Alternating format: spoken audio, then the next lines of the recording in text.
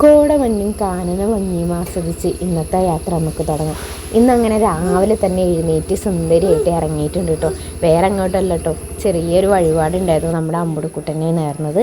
അപ്പോൾ അതങ്ങ് ചെയ്ത് തീർക്കാമെന്ന് കരുതി ഒരൊറ്റ മൈൻഡിൽ ഇറങ്ങി പോകാമെന്നല്ലേ, ആ ഒരു ഇതായിരുന്നു നമ്മളിവിടെ എടുത്തത്. നമ്മൾ രാവിലെ നീച്ച് കുളിച്ച് പോകണം. നമ്മൾ പോണത് പോത്തല് ആണ് പോണത്. നമ്മൾ ഭൂതാനം വിഷ്ണു ക്ഷേത്രത്തിലേക്കാണ് പോണത്.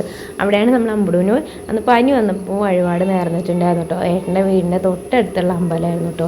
അപ്പോൾ നമ്മൾ അമ്പുടുവിന് ഏകദേശം പശുവൊക്കെ മാറി വന്നപ്പോൾ ചെയ്യാൻ വെച്ചിരുന്ന വഴിപാടുകളൊക്കെ ചെയ്ത് തീർക്കാമെന്ന് കരുതി. അപ്പോൾ നമ്മൾ സിനിമ വഴിക്കൊക്കെ മഞ്ഞ് നിറഞ്ഞ് നിൽക്കട്ടോ. കണ്ണ് കാണാൻ പറ്റാത്ത അവസ്ഥയൊന്നും ഞാൻ ഇങ്ങനെ ഇതുവരെ കണ്ടിട്ടില്ല കേട്ടോ. സത്യമായിട്ട് എൻ്റെ ലൈഫിൽ ആദ്യമായിട്ട് കണ്ട് ഇങ്ങനെ ഒരു അവസ്ഥ കൊടുക്കും. നല്ല രസമുണ്ടായിരുന്നു കേട്ടോ. ഡ്രൈവ് ചെയ്യാനാണെന്നുണ്ടെങ്കിൽ ആ ഓരോ മഞ്ഞുതുള്ളി മേലൊക്കെ വീണ് പറഞ്ഞു. പിന്നെ ഇതാ മെല്ലെ ചൂടിനൊതിച്ച് വന്ന് വെയിലൊക്കെ പരവരാന്ന് പറഞ്ഞു. ഇത് പനങ്കയം പാലം.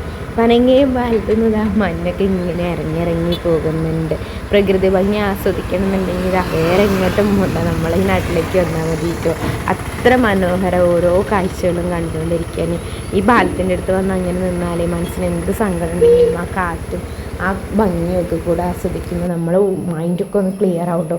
അത്രയും നല്ല രസം. പിന്നെ നേരെ ഞാൻ അമ്പലത്തിലേക്ക് വിട്ടു. അമ്പലത്തിൽ പോയി തൊഴുത് വഴിപാടൊക്കെ കഴിച്ച് ഞാൻ ഇറങ്ങിയിട്ടോ.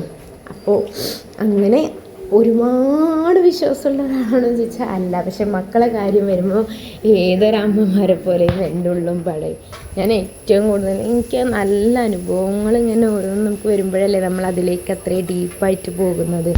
എൻ്റെ കുഞ്ഞിൻ്റെ ഓരോ കാലഘട്ടത്തിൽ ഓരോ വയ്യായിക വരുമ്പോഴും അവനെ അത്രയും ഇതിലേക്ക് പോകുമ്പോൾ അവനെ ഓക്കെ ആക്കി കൊണ്ടുവരാനും മനസ്സിനൊരു സമാധാനം. പിന്നെ ഞാൻ നേരെ മക്കളുടെ അടുത്ത് പോയിട്ടോ. ഇത് ഏട്ടൻ്റെ മക്കളാട്ടോ, നന്ദൂസും ആദിക്കുട്ടനും. പിന്നെ ഇതാ കുഞ്ഞുങ്ങളൊന്ന് ഒരുക്കി വിട്ടിട്ട് ആവാൻ വീട്ടിലേക്കുള്ള പോക്ക് നീട്ടി. പിന്നെ ഇതാ നന്ദൂസിനെ ഒരുക്കി ഞാൻ അവൾക്ക് 3 വയസ്സുള്ളപ്പോൾ ഞാൻ കയറി ചെന്നു. ഇപ്പോൾ ഇതാ കാന്താരി പെണ്ണ് 4ാം ക്ലാസ്സിലായി. വിശ്വസിക്കാനേ പറ്റുന്നില്ല എത്ര പെട്ടെന്നല്ലേ ഓരോരോ കാലവും കടന്നു പോകുന്നത്. അപ്പോൾ ഇത്രയൊക്കെയുള്ളൂ ഇന്നത്തെ video. Tata bye bye, see U.